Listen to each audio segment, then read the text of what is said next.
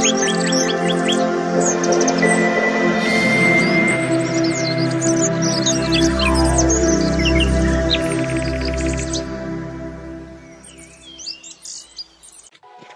Friends, welcome back to our channel.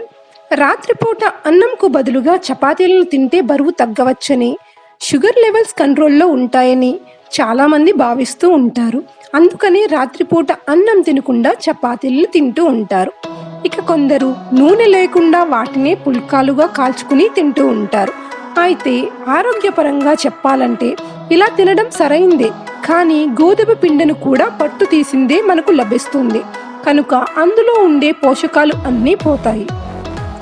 తరువాతనే ఆ పిండిని మనకు విక్రయిస్తూ ఉంటారు. దాన్ని మనం కొని చపాతీలు తయారు చేసుకుని తింటూ ఉంటాం. దీంతో అలాంటి చపాతీల్లో పోషకాలు చాలా వరకు తగ్గిపోతున్నాయి.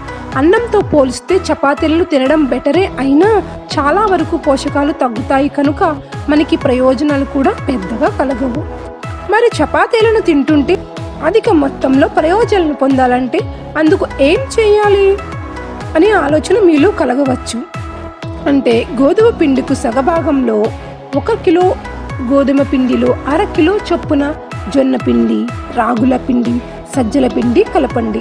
ఈ పిండిలన్నింటినీ బాగా కలిపాక వచ్చే పిండి మిశ్రమాన్ని డబ్బాలో నిల్వ చేయండి. దీంతో రాత్రిపూట మీకు కావలసినన్ని చపాతీలను చేసుకుని తినండి. నూనె లేకుండా కాల్చితే మీకు మరీ మంచిది. ఇలా చపాతీలను తయారు చేసుకుని రాత్రిపూట తింటే ఎంతో రుచికరంగా ఉంటుంది.